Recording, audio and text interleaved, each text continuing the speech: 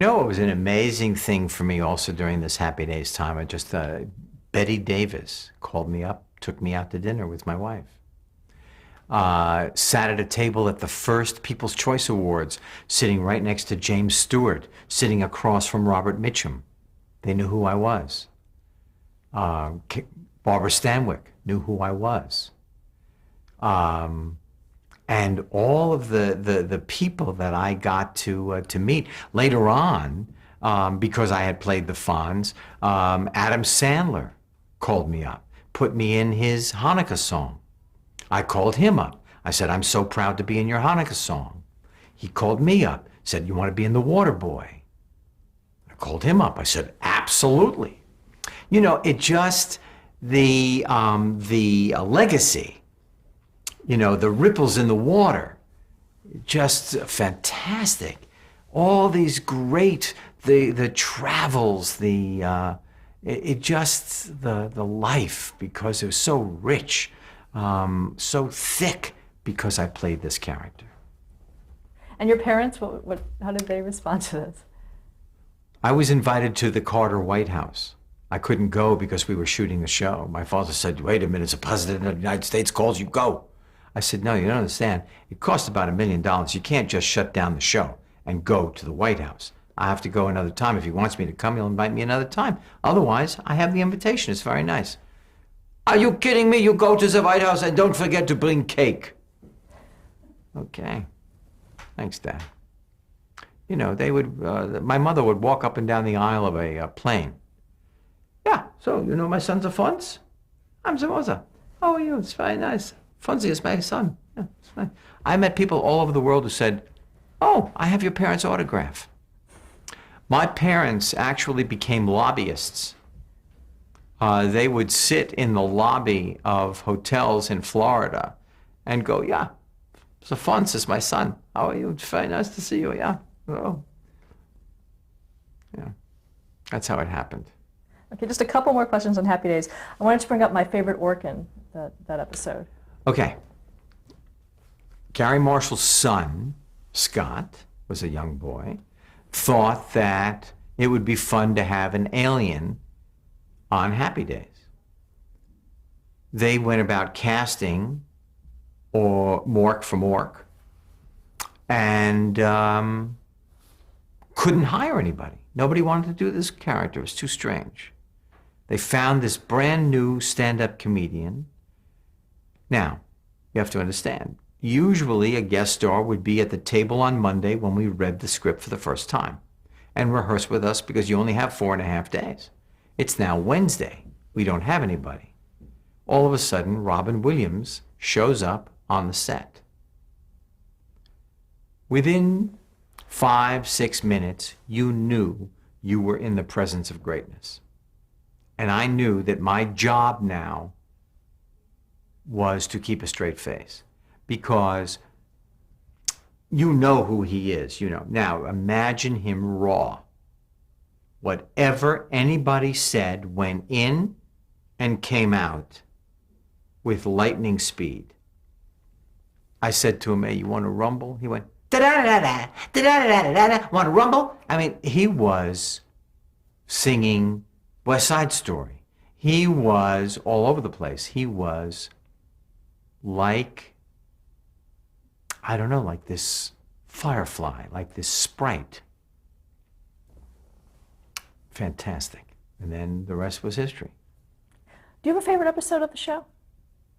I think one of my favorite episodes is when I had to pray to God for Richie to get better because he was in a car accident. And one of the realest moments on the show is when I think 250, 251, somewhere in there, it's Richie Says Goodbye Forever. It was a two-parter. And when I said goodbye to Richie, he had come back now after years of not being on the show, and he was directing. And when I said goodbye to Richie, I said goodbye to Ron, and that emotion was deep. How did the character change from that first day to the end of the series? Oh, I think he straightened out too much toward the end. You know, he became a teacher, he kind of settled down. I changed my T-shirt from white to black, back again. But I think basically he stayed the same. Where do you think he'd be today? He would be Mr. Goodwrench. He would own a chain. Okay, I'd like to talk about some of the other roles that you did during your Happy Days work. Yeah. You did some incredible feature films during that time. Night Shift. Heroes and the one. Heroes. Ned Tannen was the president of Universal Pictures at the time, and I went in with Jeremy Kagan and sold Heroes. I auditioned Meryl Streep. We auditioned a lot of ladies in New York, and Meryl Streep was one of them. And you talk about being thunderstruck by a human being, just like, wow. But she didn't have a name and she had no credits, and so Universal would not allow her to be in the movie. So we hired a young actress who was on television. She was the Flying Nun, but she stopped acting, went to school, started to study, came back out again out of her cocoon, and went on to win multiple Academy Awards, Sally Field, in Heroes. And then there was a guy, Harrison Ford, who had just done a movie against blue screen. He didn't know what he had done, and it was called Star Wars. And so he was co-star. Then we did The One and Only, directed by Carl Reiner. And then Ron asked me to be in his first film for a major studio, for Warner Brothers, for the Alan Ladd Company. And he said, you could play the part. And I thought, well, I've just played the Fonz for, 10 years. So maybe I'll play Ron now. I'll play Richie. So I took Chuck in Night Shift. Last night, I was having a piece of pizza at Mulberry Pizza in Beverly Hills, and the guy next to me said, oh, I got to tell you, one of my top 5 films is Night Shift. How was it working with Ron Howard as a director? Ron Howard was very nervous, because he was young. He didn't know if the crew and the cast and that size in a major motion picture would listen to him, would have respect for him.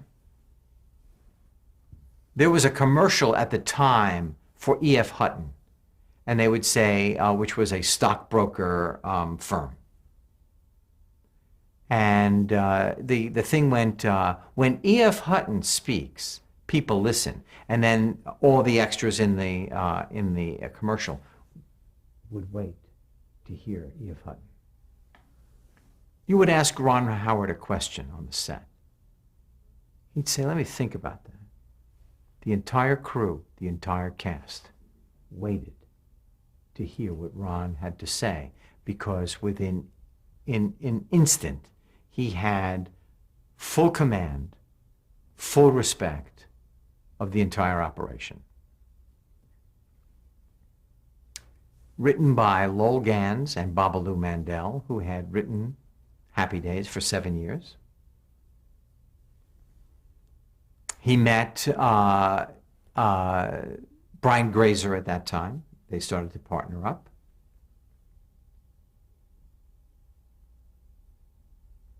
I shot a home movie of the making of Night Shift, and I have Ron Howard directing me through my 8mm camera. I said, so, what do you think? He said, well, that was nice. If you do it like this, I'd probably print it, but, very low-key. I go, okay, Ron, I'll do it like this. I'll do it the way you want it. It's fine. He was fantastic. You talked about trying to break out of that Fonz character. Did you feel typecast? I feel typecast to this day. I am typecast. to this day. It is hard for me because people still see me as the Fonz.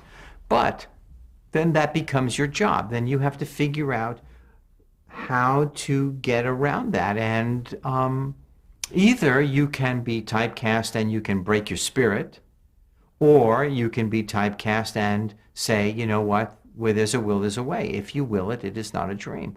And so you just negotiate through. I stopped acting for a while. My lawyer, Skip Brittenham, said, "Ooh, I think maybe we'll start a company for you." I said, "I can't do that. I'm dyslexic. I can't, I don't know anything about business." He said, "That's okay, you'll learn." And then out of that company with these partners that I met along the way, John Rich and Daniel, and we did MacGyver. Was this Fair Dinkum Fair Productions? Dinkum, yeah. And then offshoots of Fair Dinkum, you know, it was How did Winkler that- Daniels. Yeah, how did that get named? I went down in 1979, I went down to Australia to do the Logie Awards, which were their Emmys, to be a presenter. It was, Happy Days was very big down there. And I went to the Outback, to Alice Springs, a town all the way in the bowels of Australia, where, the Aboriginals are farm workers and cattle ranchers, and I heard the word fair dinkum, which means the honest man or genuine article, and it just struck me, and I named my company Fair Dinkum. What were among its first projects? We did after-school specials. I directed or produced after-school specials. We did 3 or 4 of them. We did MacGyver. We did Sightings with Ann Daniel and Steve Krupnick. We did So Weird. We did, just a lot of stuff. Well, talk a little bit about MacGyver. How hands-on were you on that project? Oh, we were really hands-on, John Rich and I, but Tony Jonas, who then went on to become a producer, was the president of our company at that time, and he brought us the notion of a can-do guy who was also a shortcut guy. When you couldn't go to the authorities anymore, you called on MacGyver. And then we sold the concept to Ann Daniel at ABC. And we then, it went through a metamorphosis. He was going to work for the Smithsonian. He then was going to do this, he was going to do that, and finally we got him at the Phoenix Foundation, and he was this operative who used everything around his world and in his world to make things happen. And he became literally, he got into the lexicon, hey, you just MacGyvered that. The Swiss Army knife became one of the most popular birthday gifts. Kids started science clubs all over the country, and finding those MacGyver-isms. The show eventually was just run by Steve Downing and Michael Greenberg. And Steve Downing was the assistant chief of police in LA. And was this amazing man who kept the show on the air for 7 years. He was just an amazing guy. But John Rich and I, we cast the show. We read every script. We worked with the writers. We worked with the network. We were on the set. We were in the office. It was completely hands-on. Now, did you cast Richard Dean Anderson? Was that yes? How did he? We met a lot of very handsome men, and then he came in and he couldn't find his glasses and he couldn't read his script, and that just the foible, just the flaw of this handsome guy needing his, being blind. He just was it. He just owned it. Do you know what I mean? He just knew. Boom, this is it, and he turned out to be the quintessential star of television. He then went on to do Stargate. He's been on television longer than I've been alive. You know, just amazing. What do you think is your producing style? I learned my style from Tom Miller, Eddie Milkus, and Gary Marshall. That I love what you do. I appreciate you. I am proud of you as a group. We are going to make this show. We're going to make it together. And don't you dare say I'm not coming out of my trailer. Did anyone ever say that to you? Yes. And then we had a little talk. And then they came out. The bad behavior is, unfortunately, rewarded in television because you need the person. It's so fast. They are the star or whatever it is. You know, they've got the name. They're the draw. And, you know, there was a moment when Gary Marshall was back on Happy Days, was introducing the guest cast at the end of the show. I went up to Gary Marshall and I whispered in his ear when he was introducing the guest cast that, you know what, I had to do my pickups. I had to do my retakes pretty quickly because I had to catch a plane to make a personal appearance in Arkansas. Gary Marshall put down the microphone, came over to me, took me by the shirt, put me up against the wall and said, don't you ever do that again. I am introducing the guest cast. They have every right to be introduced with respect as you do. I went, you're absolutely correct. I'm shutting up. I'm sitting down, and I never did it again. I learned. You don't punch out your script. I learned the etiquette, the respect, the camaraderie, the full circleness of what it takes to be an actor. To ask you about a few other projects. Tim Conway's Funny America. And Daniel, and who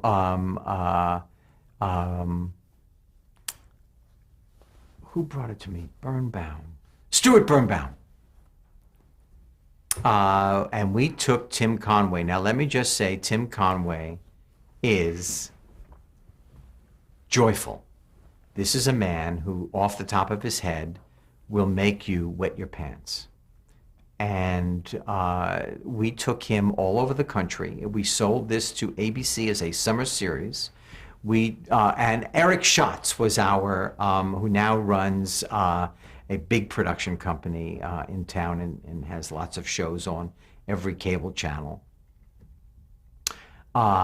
We traveled in a Lincoln across the country, and we would put Tim on the street with hidden cameras. You know, he was a gas reader in Minnesota, and he would carry a chain that he would drag along the street. This was right after a major thunderstorm in this particular city. And he would literally get people to drag the chain so that they would ground themselves against the electricity that was in the pavement from the electrical storm yesterday. And so you'd have people drag, and it would be like that. He would just involve citizens across the country. Unfortunately, it didn't go, but it was funny to make. Now you created, produced, and directed it. I directed it. We co-created it. I mean, Roger and Ann and who was my partner at the time, and Eric, Stuart, we all did it together. Tim, we all did it together. Well, talk about the directing process for you. What's your process as a director? Well, we had multiple cameras. We were sitting in a truck. We watched them. I would talk into the camera's ears. I would say, go get look at the person. The person's hand is shaking. Look at the person. The person is, get the eyes, you know, like that. And then we would do in front of an audience, and I would talk to the audience and get them riled up. And then we would do Tim and shoot the audience and look for faces in the audience. And then we had all that for the editing process. Yeah, normal. fun. Do you have a particular directing style, particularly coming from an acting background? My directing style is that, again, ensemble. Do you know? The buck stops here, but who has the best idea wins. I directed Dolly Parton's first TV movie. And my daughter was in preschool, and I took her to school, and an executive from NBC came up to me, dropping off his daughter, and said, "Oh, good morning, Mr. 37 Share." And I said, "What are you talking about?" He said, "Well, your movie last night took the night." Well, okay, that's how I learned. But anyway, so that's what it is to live in Hollywood. But anyway, I was directing Dolly, and a policeman came in and wanted to take a souvenir from the apartment that she was kidnapped, or we thought that she was kidnapped from. And I thought, well, I can't do that because that's tantamount to stealing. So I said, "Ladies and gentlemen of the crew, this is my problem. The policeman wants to take a souvenir. They can't take anything because it's tantamount to stealing." The boom man said, "Hey, she was writing in the scene before. Dolly Parton was writing songs. She didn't like it. She tore it up and she threw it in the wastepaper basket. Take one of her songs that she discarded." I said, "That's what we're going to do. I thank you very much." That man held that boom for the rest of the show like nobody's business because he was now invested and part of the process. You don't know where the great idea is going to come from. That's how I direct. Monty. Monty, I learned a very big lesson. Monty, I learned two big lessons. Mark Lawrence, who wrote with Gary Goldberg on Family Ties, sent me a script. I read it. I laughed out loud. It was too controversial.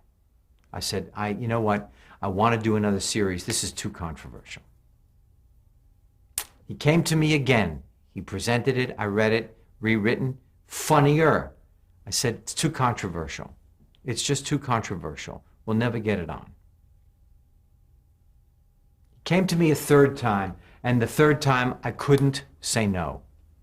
I played Rush Limbaugh with a gay daughter. Kate Burton was my wife. It was funny. John, well, we'll cut that out. It was funny.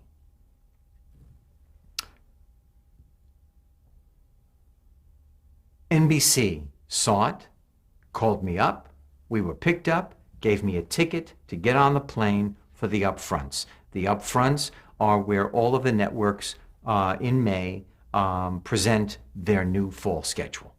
I'm going to New York.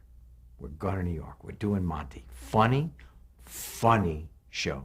John Pasquin, who directed Broadway and was the director of the show.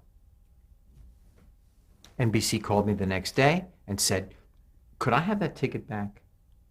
Somehow they must have sent it to GE or I don't know where, but 1994 was just too early for a gay daughter on the air, and I was now off the schedule. This made me nuts. We made it over at Disney. Jeff Katzenberg said, we're going to sell this. We went to Fox. We sold it. Now they say, well, you know what, the gay daughter, maybe we won't do the gay daughter, and we'll do, David Schwimmer will be your oldest son. David Krumholtz, who's on Numbers now, will be your youngest son.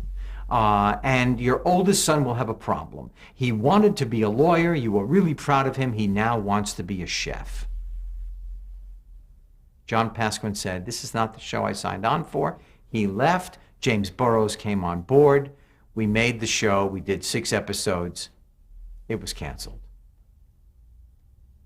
My 2 lessons. One is, when your instinct tells you you shouldn't be doing something, don't do it.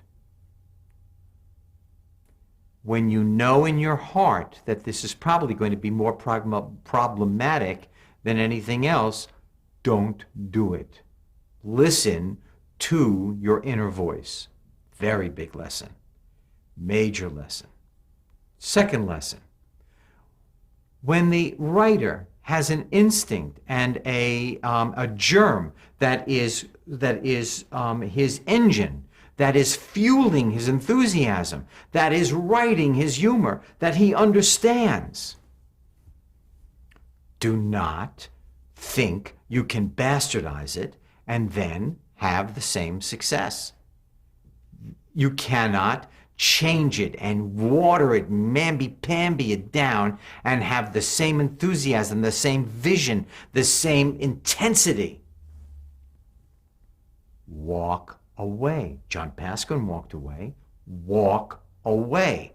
Don't be the good soldier and think, I'm going to beat it, I'm going to sell it, we're going to sell it. Walk away. Have you done it with many projects since then? Hello.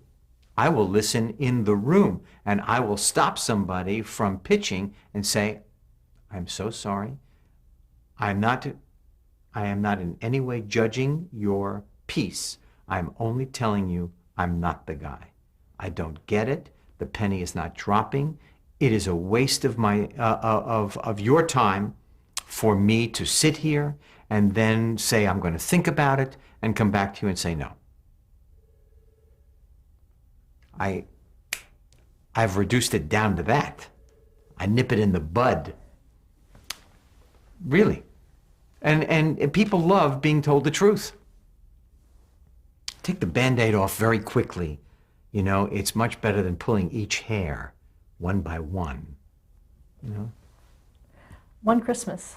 One Christmas. The last movie with Katharine Hepburn that she ever made. I acted with Katharine Hepburn, saying a line to her, yes, ma'am, what do you think? Holding up a cue card, having her read the line. No, I feel the same way. Holding up the cue card, putting it down. And pretty much, you know, that is the way that we did it. It was magnificent to be in her presence. I also acted with Swoosie Kurtz. That was like a dessert you don't want to end. You directed for Dave's World. Dave's World. I had a wonderful time doing Dave's World. It was the first time I met Jamie Widows, I think, who then directed me many times after that. But what I was able to do was there were the two sons, and they had a major scene together in the show. And I took them and I did theater games with them. I put them back to back and I made them do the scene without looking at each other. And eventually they did this scene and the producers came and said, we have never gotten a performance like this from these kids again.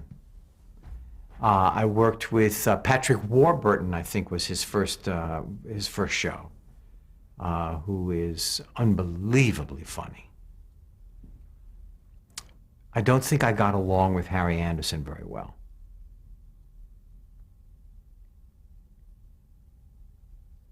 Let's stop to change the tape.